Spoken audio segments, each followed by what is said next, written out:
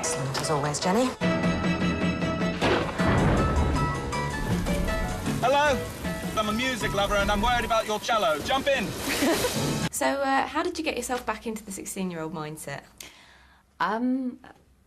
It wasn't really particularly difficult. I mean, so much was given to me in the script. I think her age is sort of informed by how she treats everyone around her. So the way she treats her parents, also that she's an only child, but the script, the way that her relationship was scripted with her parents and her teachers, you know, she idolises Miss Stubbs at the beginning of the film. And how she becomes the most popular girl in school because she's got a boyfriend, you know, all those relationships sort of informed that she was 16. And I usually play parts that are younger than myself. It's kind of rare for me to play my own age, so the 16 thing wasn't a huge worry. And then they gave me a school uniform, and that was sort of it. I was saying to your director that it's easier for you and easier for everyone, you know, when you've got the school uniform on. Yeah. The fact that you're 16 is very obvious. You've got the cherubic face and, you know, you're all very sweet, but then it must have been more difficult for you when you were kind of glammed up to kind of appear to, you know, still a 16-year-old girl. Yeah. So was that a difficult transition for you through the film? No, I mean, it felt like when I got made over or glammed up, it was sort of... It did feel like that because I'd been used to walking around in a school uniform with no makeup on, or, you know, film no makeup, which is tons of makeup to make you look like you've got none on. And then when I was made up, it did feel like I was sort of... It was sort of exciting because I got to, you know, try and look as nice as Roz, and Roz always looked beautiful, so I'd get very jealous, and it was exciting. I felt like I was having a makeover. And then also I think what they did cleverly is there's some shots where Jenny's realising something about herself that she doesn't particularly like. You know, there are like 3 moments in the film, and the lighting's slightly different, and suddenly you see the makeup looks really wrong on her face. It's sort of, there's a scene when she finds the letters right towards the end. Suddenly the light changes and you can see the makeup looks really heavy on her face and doesn't really suit her anymore.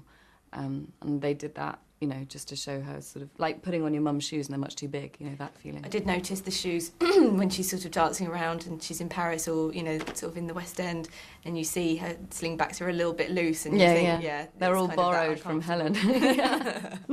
Yeah. Was there that kind of camaraderie between yourself and Roz? Were you kind of dressing up in each other's clothes? Oh, well, the idea of the whole the wardrobe thing was that everything that she wears towards the beginning of the relationship is stuff that she's borrowed from Helen, and then from then on it's stuff that is bought for her by David. So we had a lot of conversations about what kind of stuff she would have had and what she would have borrowed and what she would have let her have, and so most of it was supposed to be from Helen, yeah. But she's got much smaller feet than I do in real life, so tricksy. If I get to university, I'm going to read what I want and listen to what I want. Which university? Oxford. Did you go anywhere? I studied what I believe they call the University of Life. I didn't get a very good degree there. Did you ever feel uncomfortable with the fact that there was a 30-something guy going after a 16-year-old girl?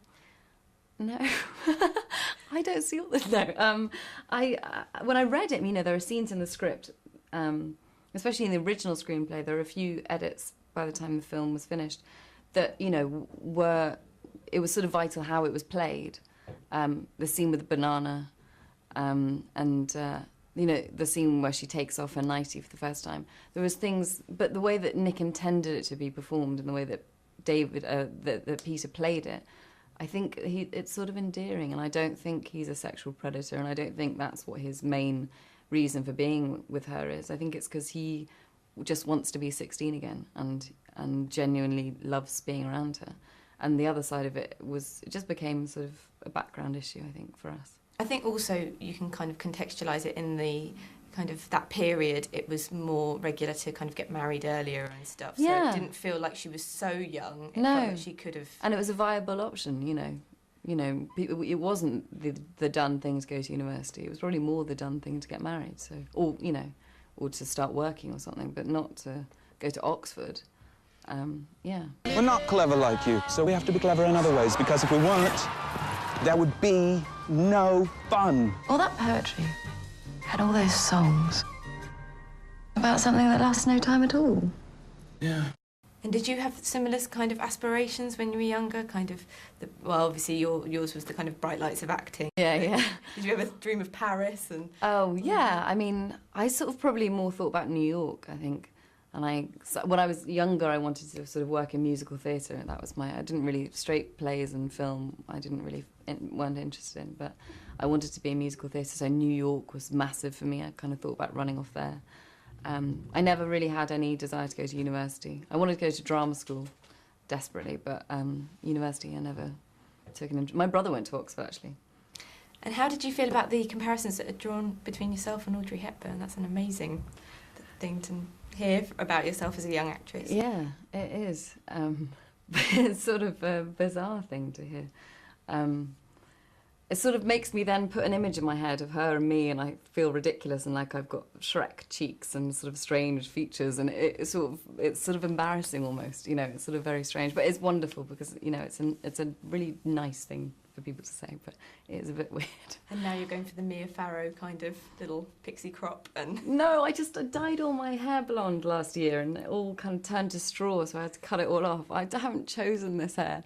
I actually watched the film and I miss having long hair so much, but it's impossible to grow out without looking awful for at least 6 months. So. Well, it looks beautiful. And what are you moving on to next? I'm working on Wall Street 2, I'm working on the sequel.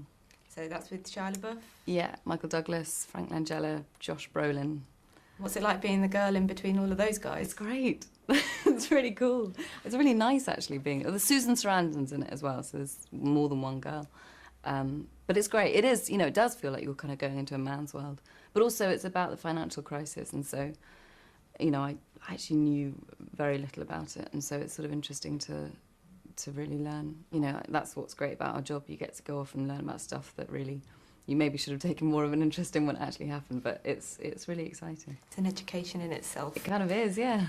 All my life I've been scared, and I didn't want you to be scared. You can do anything you want, you know that. I feel old, but not very wise. No, that shows you're a rebel. They don't want that at Oxford.